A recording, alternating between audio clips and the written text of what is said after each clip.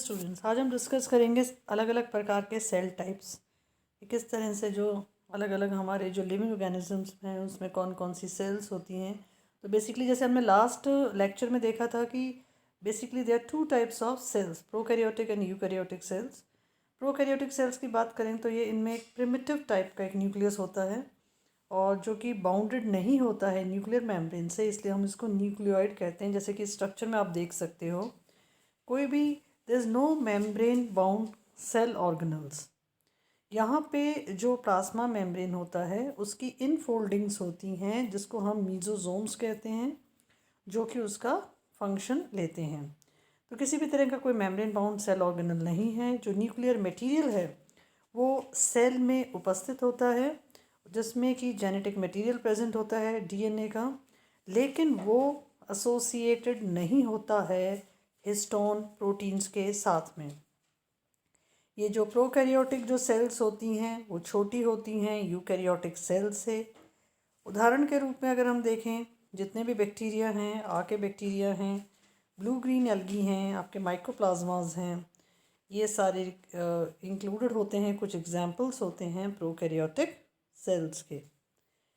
अब अगर हम देखें यूकैरियोटिक सेल्स, ये इनमें एक ट्रू न्यूक्लियस प्रेजेंट होता है जिसमें कि न्यूक्लियर मेम्ब्रेन प्रेजेंट होता है फॉर प्रोटेक्शन। तो जेनेटिक मटेरियल जो प्रेजेंट होता है न्यूक्लियस में वो हिस्टोन प्रोटीन्स के साथ में जुड़ा हुआ रहता है, जिससे कि वेल डेवलप्ड क्रोमेटिन का फॉर्मेशन होता है। क्रोमेटिन कंडेंस्ड होके क्रोमेटिड्स बनाते हैं, क्रोमेटिड्स कंडेंस्ड होके क्रोमोसोम्स को बनाते हैं। और जो न्यूक्लियस होता है उसके अंदर एक और सर्कुलर संरचना प्रेजेंट होती है जिसको हम न्यूक्लियस कहते हैं। Different membrane bound cell organelles present होते हैं यूकैरियोटिक सेल्स में। ऊर्जा के लिए mitochondria, endoplasmic reticulum for skeletal framework, secretory bodies का जो काम करते हैं गोल्जी बॉडीज़। प्लांट सेल्स की अगर हम बात करें तो प्लास्टिड्स, जो कि अलग अलग कार्य करते हैं। ये जो टाइप हैं सेल्स की, ये बड़ी होती हैं, बहुत वेल ऑर्गेनाइज्ड होती हैं प्रोकैरियोटिक सेल्स के मुकाबले। उदाहरण के तौर पर ज़्यादातर हमारी प्लांट और एनिमल सेल्स इसके उदाहरण हैं। बीच की एक और श्रेणी होती है प्रोकैरियोटिक, यूकैरियोटिक और मीजोकैरियोटिक सेल्स, जैसे कि डिनोफ्लैगेलेट्स हैं, जिनमें की जो जेनेटिक मटेरियल है वो सराउंडेड होता है न्यूक्लियर मेम्ब्रेन से। यहाँ पे यूकैरियोटिक कैरेक्टर देखने को मिलता है, लेकिन हिस्टोन प्रोटीन एसोसिएटेड नहीं होता है डीएनए के साथ में। इनका जो न्यूक्लियस जो होता है वो बड़ा होता है, इसलिए इसका जो नाम है वो डॉर्श वैज्ञानिक ने दिया था मीजोकैरियोन। ये जो सेल्स हैं वो इंटरमीडिएट हैं, किसके बीच में? प्रोकैरियोटिक और यूकैरियोटिक के बीच में, बीच की अवस्था है, इसलिए हम इसको मीजोकैरियोटिक सेल्स कहते हैं। ये जो सेल्स होती हैं सर्टेन एल्गे, कुछ एल्गेज हैं जैसे कि जिम्नोडीनियम है या पेरिडीनियम है, ये मीजोकैरियोटिक सेल्स के उदाहरण हैं। कुछ और प्रकार की सेल जो टाइप्स हैं जो कि बहुत छोटी हैं प्रोकैरियोटिक सेल से, जैसे कि पीपीएलओ है, माइकोप्लाज्मा, जेलीसेप्टिकम है, जिसका कि साइज़ 0.1 माइक्रोन से 0.3 माइक्रोन्स तक रहता है। साइज़ जो है वो 1000 से 5000 टाइम्स हाइड्रोजन एटम से ज़्यादा बड़ा नहीं होता है। इटरसन वैज्ञानिक ने पीपीएलओज को प्लेस किया इन अ डिफरेंट ग्रुप माइकोप्लास्मेटा, जो कि बैक्टीरिया का एक वर्ग है माइकोप्लास्मेटा, इनमें इन्होंने इटरसन ने इनको प्लेस किया। नोविकॉफ और हॉजमैन ने एक्सक्लूड किया इनको बैक्टीरिया से, उन्हें बैक्टीरिया के हिस्से नहीं माने नोविकॉफ और हॉजमैन ने, और इनको कंसिडर किया सिंपलेस्ट प्रोकैरियोटिक सेल्स।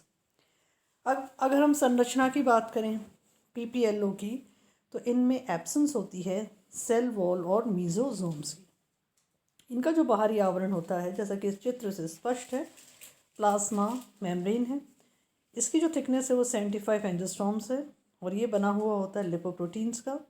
बीच में जो साइटोप्लाज्म है उसमें राइबोसोम्स हैं, एंजाइम्स हैं जो कि रिक्वायर्ड हैं प्रोटीन सिंथेसिस के लिए और एटीपी मेटाबॉलिज्म के लिए। न्यूक्लियस एब्सेंट है। इस अगर वो एब्सेंट है तो जो जेनेटिक मटेरियल है जो डीएनए के रूप में है या सर्कुलर या फिब्रिलर टाइप का जो है, और इट कैन सर्वाइव फ्रीली, ये इंडिपेंडेंटली भी सर्वाइव कर सकता है। इसमें डीएनए प्रेजेंट है और इसमें राइबोसोम्स भी प्रेजेंट हैं, it has specialized granules which are present, and it has specialized vacuoles which are present. सबसे इम्पॉर्टेंट बात है कि इसको कोई रिक्वायरमेंट नहीं होती है होस्ट सेल्स की। तो ये है PPLO।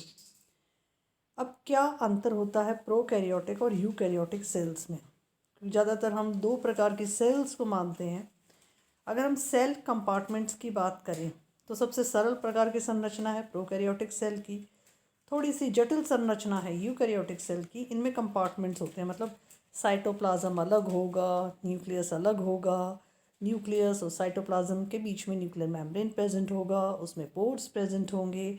जो भी सूचनाओं का संग्रहण अंदर हो रहा है, जो जेनेटिक मटेरियल बन रहा है, वो कैसे प्रोटीन्स का निर्माण करेगा, या टू एंड फ्रो जो मूवमेंट होगा साइटोप्लाज्म और न्यूक्लियस का, वो पूरी तरह से स्टिमुलेंट्स या फैक्टर्स के ऊपर निर्धारित होता है। तो कक्ष होते हैं किसमें? यूकैरियोटिक सेल्स में।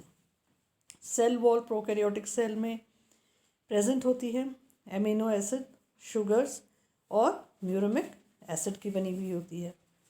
एनिमल सेल में सेल वॉल नहीं होती है, प्लांट सेल में होती है, और यहाँ पे सेल्यूलोज के बने हुए होती हैं प्लांट सेल्स। सेल्यूलोज क्या है? एक प्रकार का पॉलीसैकेराइड है। प्लाज्मा मेम्ब्रेन जो एक आवरण है प्रोकैरियोटिक सेल्स में, इसमें प्रेजेंट होता है लिपिड बाइलेयर जिसमें कि प्रोटीन्स एम्बेडेड होते हैं फ्लूइड मोज़ेक मॉडल की तरह। यहाँ पे यूकैरियोटिक सेल में भी लिपिड बाइलेयर प्रेजेंट होता है, एम्बेडेड होता है एक्सट्रिंसिक और इंट्रिंसिक प्रोटीन्स में। सेल ऑर्गेनल्स की बात करें तो इसमें ये एब्सेंट होते हैं, और जितना भी एंजाइमेटिक जो फंक्शन होता है वो प्लाज्मा मेम्ब्रेन्स की जो फोल्डिंग्स होती हैं, जिनको हम कहते हैं मीजोसोम्स, उनके द्वारा किया जाता है। यूकैरियोटिक सेल में अलग अलग सेल ऑर्गेनल्स होते हैं जिनके अलग अलग कार्य होते हैं, जो कि बाउंडेड होते हैं, एक्सटेंशंस होती हैं प्लाज्मा मेम्ब्रेन की।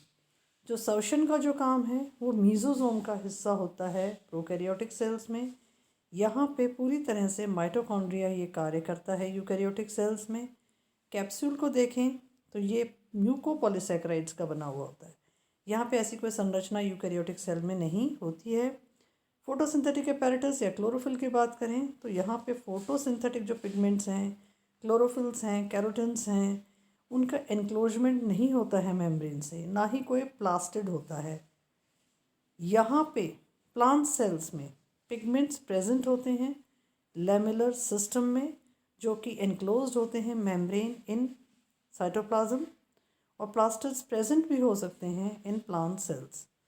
जो न्यूक्लियस होता है वो न्यूक्लियोइड कहलाता है, क्योंकि वो न्यूक्लियर जोन के रूप में प्रेजेंट है, उसमें कोई भी मेम्ब्रेन प्रेजेंट नहीं है, लेकिन यहाँ वो मेम्ब्रेन बाउंड है, इसलिए हम उसको कहते हैं यूकैरियोन, ट्रू न्यूक्लियस या डिस्टिंक्ट न्यूक्लियस यहाँ पे यूकैरियोटिक सेल्स में प्रेजेंट होता है। कुछ और अंतर अगर हम प्रोकैरियोटिक और यूकैरियोटिक सेल्स के देखें तो जो न्यूक्लियर मेम्ब्रेन है वो एब्सेंट है प्रोकैरियोटिक सेल्स में। यूकैरियोटिक सेल्स में वेल फॉर्म न्यूक्लियर मेम्ब्रेन होता है। न्यूक्लियोप्लाज्म अनडिफरेंशिएटेड होता है फ्रॉम साइटोप्लाज्म, और ये डेंस और डिफरेंशिएटेड होता है साइटोप्लाज्म से बाय न्यूक्लियर मेम्ब्रेन।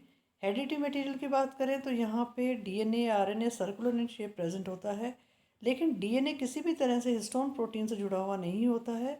यहाँ पे more than one strand of DNA is histone protein, और वो न्यूक्लियर मेम्ब्रेन के साथ में क्रोमोसोम के रूप में प्रेजेंट होता है। न्यूक्लियोलस एब्सेंट होता है प्रोकैरियोटिक सेल में, और यूकैरियोटिक सेल में ये प्रेजेंट होता है। फ्लैजेलम की अगर हम बात करें तो सिंगल सिंपल है, 9+2 फिब्रिलर पैटर्न यहाँ पे प्रेजेंट होता है, और ये कॉम्प्लेक्स होता है 9+2 fibrillar pattern compose of tubulin and other protein. तो यहाँ पे ट्यूबुलिन प्रोटीन्स पाई जाती हैं यूकैरियोटिक सेल्स में। सेल डिवीजन की बात करें तो बाइनरी फिशन यहाँ पे इम्पॉर्टेंट है, और यूकैरियोटिक सेल में माइटोसिस और मियोसिस होता है जिसमें कि स्पिंडल का फॉर्मेशन होता है।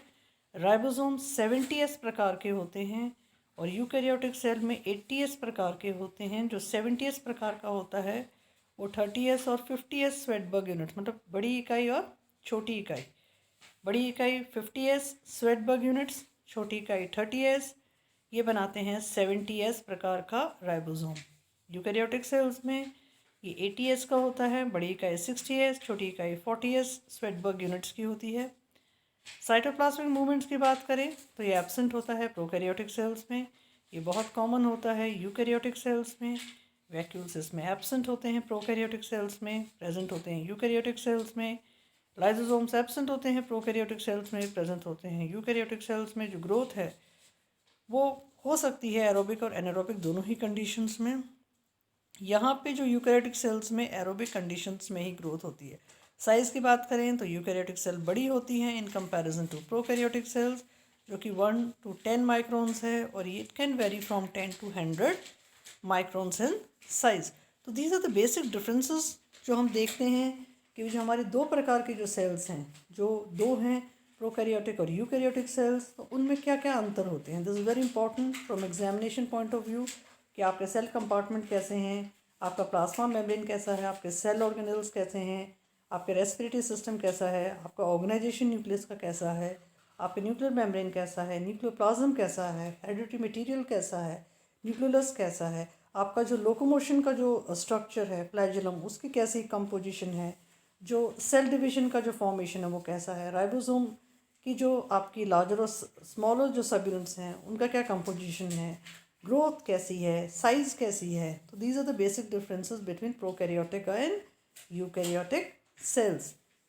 अब हम देखते हैं कि दो तरह की जो हम छोटी कक्षाओं में भी देखते हुए आए हैं कि भी एनिमल सेल और प्लांट सेल, उनमें क्या अंतर होता है। एनिमल सेल में सेल वॉल प्रेजेंट नहीं होती, खाली प्लाज्मा मेम्ब्रेन या प्लाज्मा लिमा या सेल मेम्ब्रेन प्रेजेंट होता है। प्लांट सेल में प्लाज्मा मेम्ब्रेन, प्लाज्मा लिमा या सेल मेम्ब्रेन के ऊपर एक और आवरण प्रेजेंट होता है जो कि सेलुलोज का बना हुआ है, जिसको हम कहते हैं cell wall. Cellulose is a polysaccharide. ये जो प्लांट सेल्स हैं इसमें जो वैक्यूल्स होते हैं बहुत बड़े होते हैं। एनिमल सेल्स में बहुत छोटे वैक्यूल्स होते हैं या एब्सेंट होते हैं। प्लास्टिड्स यहाँ पे प्रेजेंट होते हैं फॉर फोटोसिंथेटिक एक्टिविटी। यूग्लिना जो कि एक कड़ी के रूप में है, it is a link between plant cells and animal cells. Euglena क्या है, सिंपल प्रकार का प्रोटोजोआ जिसमें हम देखते हैं प्लास्टिड्स। इसके अलावा किसी भी एनिमल किंगडम में, किसी भी लिविंग ऑर्गेनिज्म में हम नहीं देखते हैं प्लास्टिड्स। जो गोल्जी बॉडी हैं जो कि सिक्रेटरी फंक्शन करती हैं वो डिक्टियोजोम्स कहलाती हैं यहाँ पे प्लांट सेल्स में। और एनिमल सेल्स में अगर हम बात करें तो ये हाईली कॉम्प्लेक्स हैं। प्रोमिनेंट गोल्जी अपैरेटस यहाँ पे प्रेजेंट होता है। सेंट्रोजोम एंड सेंट्रियोल्स एब्सेंट होते हैं प्लांट सेल में। एनिमल सेल्स में सेंट्रोजोम और सेंट्रियोल्स प्रेजेंट होते हैं। I hope that you're able to understand the different cell types in a very simplified way. Thank you for watching the video.